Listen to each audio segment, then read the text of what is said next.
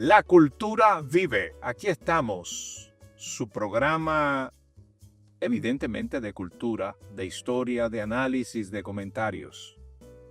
Gamal Michelén Estefan, el sanjuanero. Luis Mejía Oviedo, el Banilejo. Fíjense ustedes que, como vieron en la ocasión anterior, estamos con el doctor Enrique Pina, diplomático de carrera,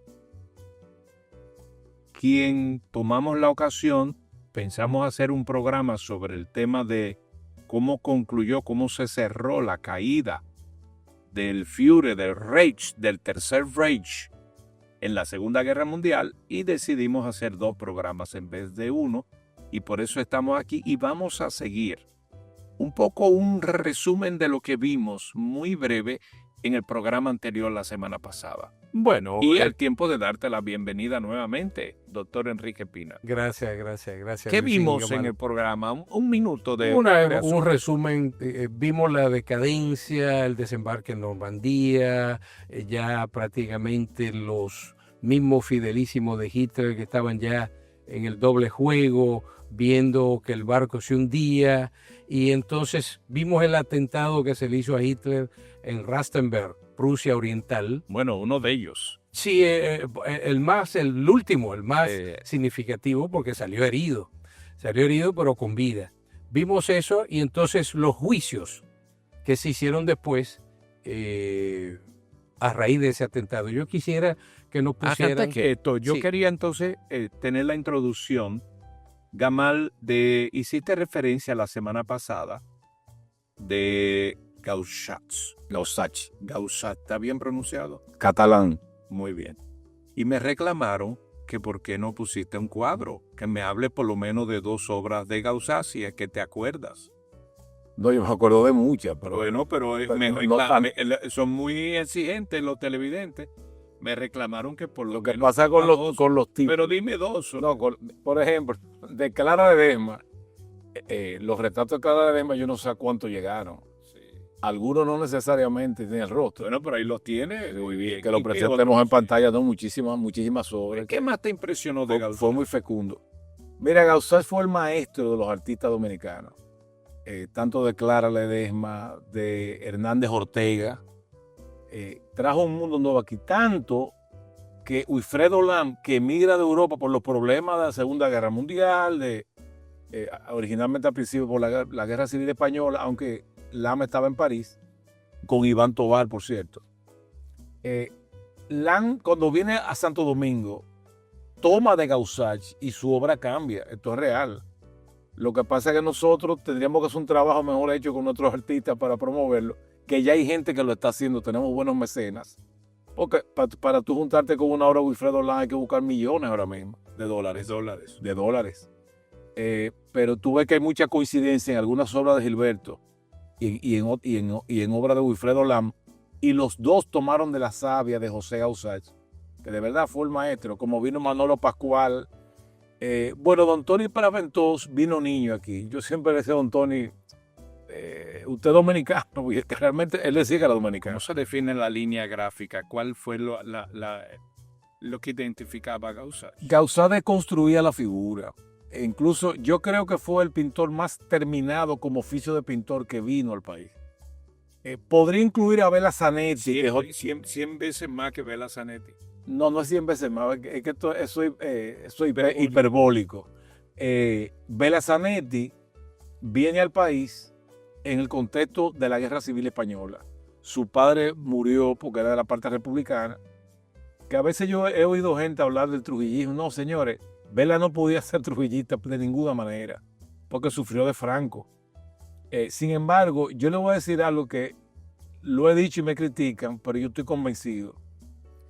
Bela vino ya siendo un pintor de verdad, pero se perfeccionó aquí. Cuando tú comparas, por ejemplo, el mural que está en la Logia Cuna de América, que fue el segundo que pintó en América, pero el primero que existe, porque el primero fue en Santurce, Puerto Rico, y lo compara con el de Banreservas, por ejemplo, o unos murales que hay en Bellas Artes, y tú te das cuenta que Bela progresa. Tuvo una desgracia con Trujillo también, en el monumento a los héroes de la Restauración, por una obra específica. A Trujillo le fascinaba Bela, Pero él va mirando cuadros, elogiando a Belazanetti hasta que se topa con uno, porque Trujillo ponía el tema a los artistas. Ahí vamos al tema de la propaganda o la promoción. Le digo, hazme una pintura que represente la liberación, el pago de la deuda externa. Y él pone un tipo rompiendo una cadena, un desahogo del artista. Será como diciendo, vamos a romper la cadena. Dice, ¿qué es esto? Aquí no hay esclavo. Trujillo se molesta y se va así, deja de ver los cuadros. Pero la realidad dice, no, pero yo lo que puse fue la liberación de la deuda externa. Él hizo un jueguito ahí. Pero la verdad es que a nosotros, esos conflictos, la Guerra Civil Española, 36 al 39, y 39 al 45, la Segunda Guerra Mundial, trajo figuras muy importantes al país que enriquecieron la pintura dominicana. Muy bien. Bueno, vamos a seguir en el mismo punto donde nos quedamos, el doctor Enrique Pina. Y aquí está cuando el soldado más famoso de Alemania. Vamos a ver la diapositiva, por favor. ¿Está en pantalla? Sí. Sí. Aquí vemos a Rommel a la izquierda. El mariscal. Mariscal Erwin Rommel con su familia, su hijo Manfred a la izquierda, su esposa Lucy en el medio y Erwin Rommel a la derecha. Uno de los que estaba siendo torturado después del atentado de la Operación Valquiria, que lo vimos la semana pasada, en un delirio se le zafó el nombre de Rommel. Y como dijimos al final del programa pasado, esto fue suficiente para que se le creara un expediente. Rommel... Se lo crearon por celos. Sí, pero Rommel... Envidia. Sí, pero Rommel, para ser honestos, Rommel sabía del atentado. A Rommel se le invitó a un bautismo en Francia. Él estaba en el norte de Francia preparando la defensa del famoso muro atlántico que hasta la llegada de Rommel existía solamente en la propaganda de Goebbels. No había nada. Entonces ese muro atlántico, Rommel estaba trabajando, viajaba 400 kilómetros al día en vehículos. Ya tú te imaginas, en carreteras muy estrechas. A él lo invitan a un bautismo en Francia. Y en ese bautismo le hablan del complot, abiertamente. Entonces, ya Rommel vino a conocimiento de ese complot. Y con una información de esa envergadura, él tenía dos opciones. O se unía al complot, o lo denunciaba. Él optó por una vía intermedia que fue quedarse callado. Pero él estaba consciente del atentado. Pero lo enterraron con respeto. Sí, porque ¿qué pasó? Entonces, se aparecen en la casa de Rommel. Era una figura. Sí, se aparecen en la casa de Rommel varios generales y le dicen, tenemos conocimiento de que usted estaba en el complot. Usted tiene dos opciones.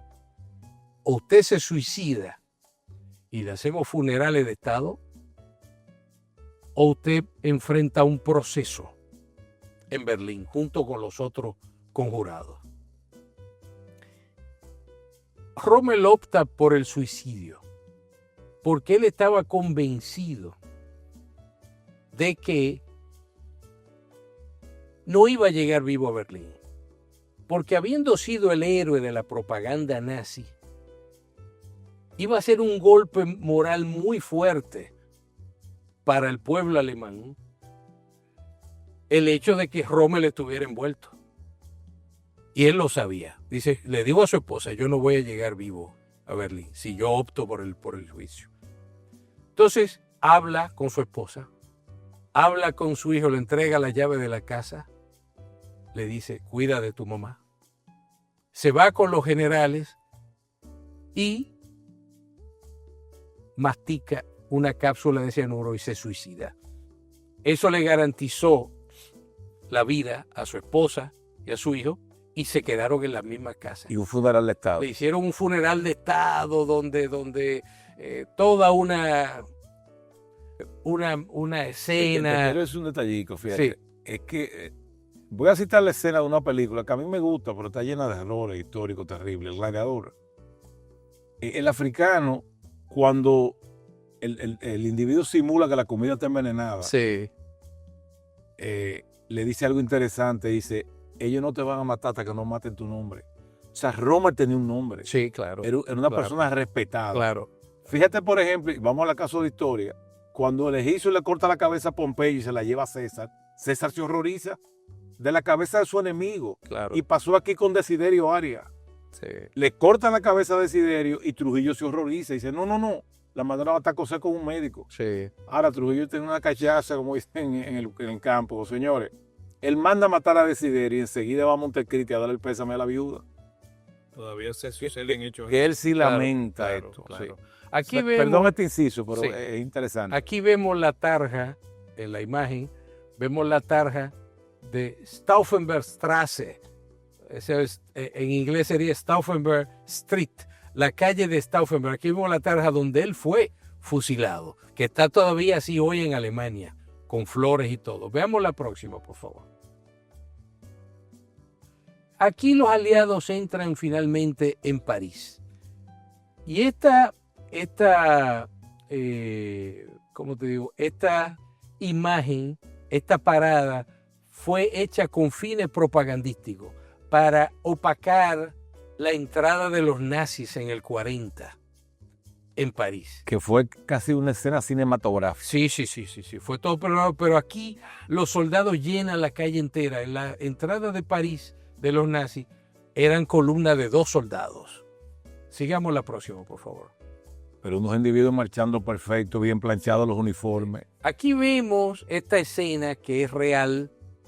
A la izquierda Goebbels condecorando a este niño de 14 años que está peleando por la defensa de Berlín. De manera espontánea, no obligado. Y ahí está Hitler felicitando, salió del búnker a felicitar a los niños que estaban peleando por la defensa de Berlín. Vamos a seguir. Aquí es una escena de la película Hundimiento, el actor Bruno Ganz a la izquierda, que está representando a Hitler. Está Hitler en un delirio prácticamente, porque estaba endrogado.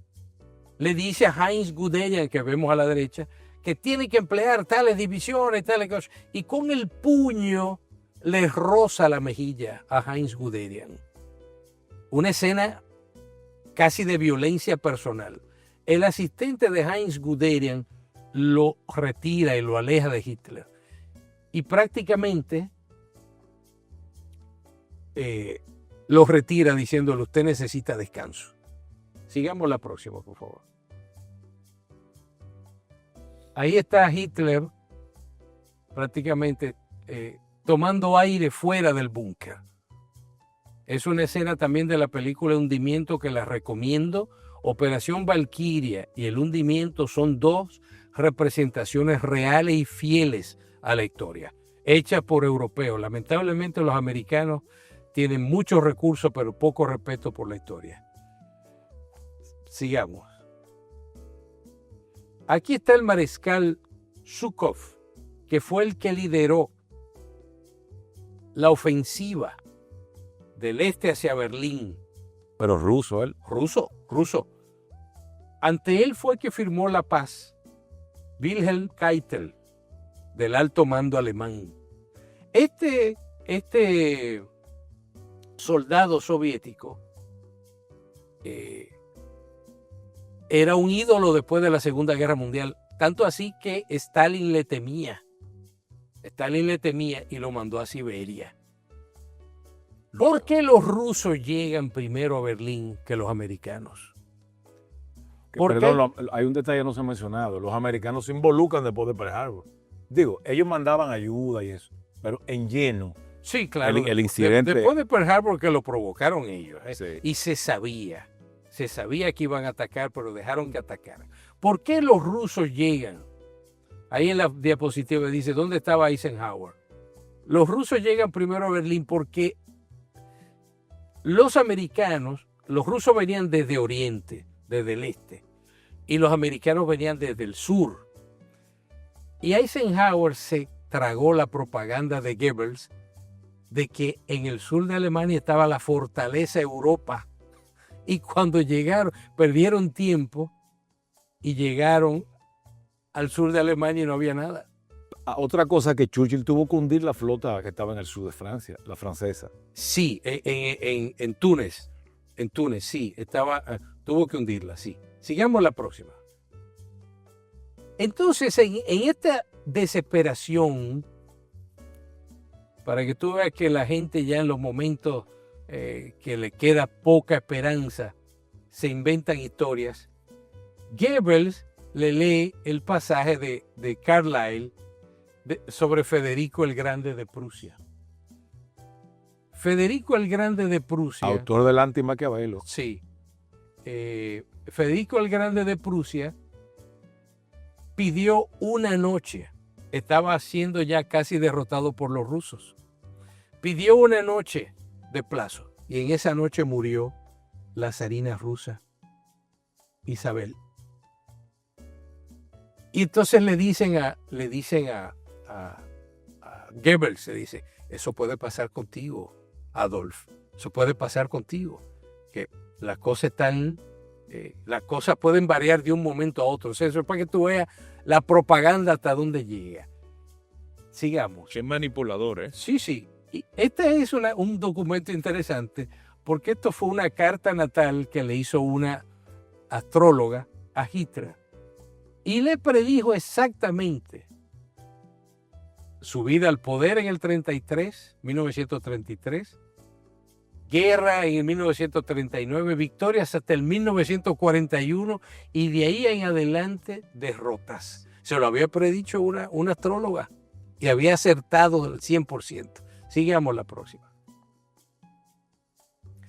Entonces, al haberle leído Carlyle a Hitler, en esos días muere Franklin Delano Roosevelt y en el búnker celebran, miren las botellas de champaña del Tercer Reich con los símbolos nazistas, celebran la muerte de Roosevelt pensando que Estados Unidos iba a ir a pique, no entendiendo que una democracia funciona con las instituciones, no por la persona.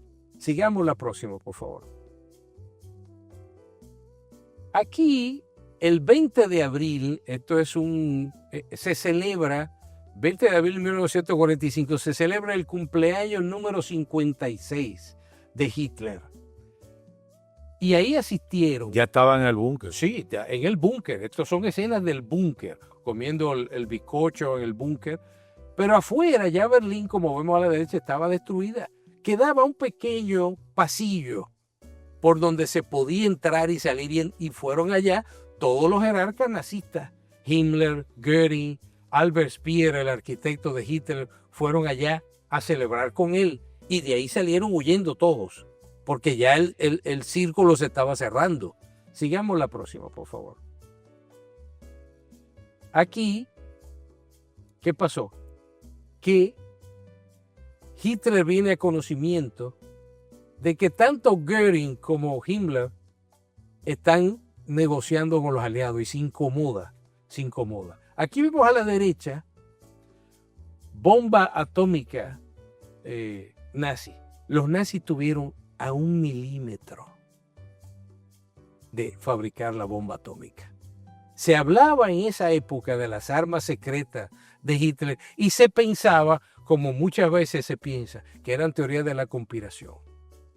Y esas teorías de la conspiración... Muchas cosas que ellos hicieron. Sí, ¿no? Y que la historia ha demostrado que muchas teorías de la conspiración en realidad eran reales. Los nazis habían ya tratado el agua pesada para enfriar los reactores. Todo. Estuvieron a un pelo. ¿Tú sabes por qué no hicieron la bomba atómica? Porque Himmler no creía en eso.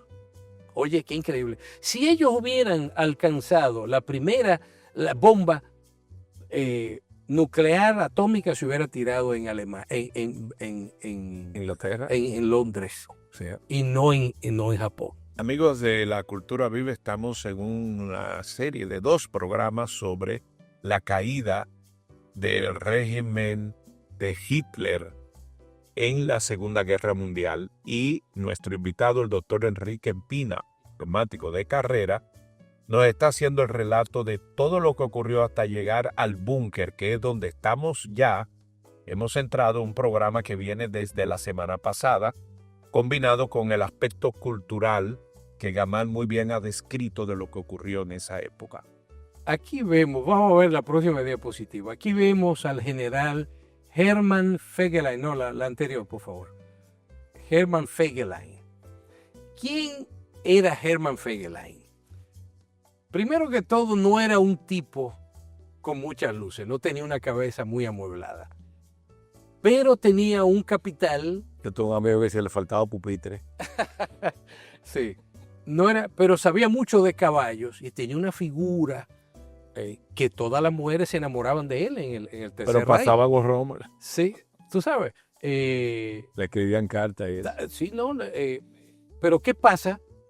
Que este señor es que funda la unidad montada de la SS. Sabía mucho de caballos. Era tan buen mozo que Eva Braun le dijo a Hitler: si yo un día debiera serte infiel, lo sería con este hombre. Porque Hitler, es bueno saber que Hitler y Eva Braun tenían un pacto. Y era, Hitler le había dicho: el día que tú quieras liberarte de nuestra relación, yo quiero que tú me lo digas frontalmente y yo te libero. Y ella le dijo: no, yo sigo contigo, pero si yo un día debiera serte infiel, sería con este señor. ¿Y qué hizo ella? Que como no lo podía tener ella, le presentó a su hermana Gretel Braun, que está ahí. Se casa con Gretel Braun y el padrino de la boda fue nada más y nada menos que Adolf Hitler. ¿Qué pasó? Este hombre estaba en el búnker con Hitler y pide un permiso para salir.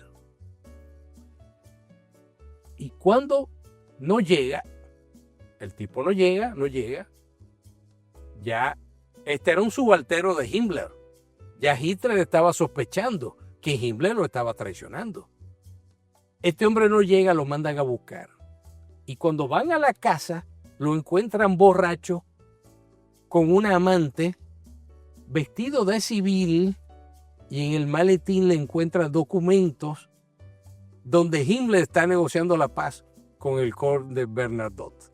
Lo llevan al búnker, lo procesan en un proceso sumario y lo fusilan en los jardines fuera del búnker, sin miramiento. Eso fue una cosa a microondas. Le quitó el humo. No, a microondas lo mataron. Ese es el caso de Hermann Fegelein. Sigamos adelante, por favor. Aquí vemos que el 29 de abril se casa Adolf Hitler con Eva Braun, que hasta ese momento había sido solamente su amante. En el búnker había, para que tú veas la reacción de la gente en momentos difíciles, había una bacanal, una orgía, gente bebiendo, teniendo sexo.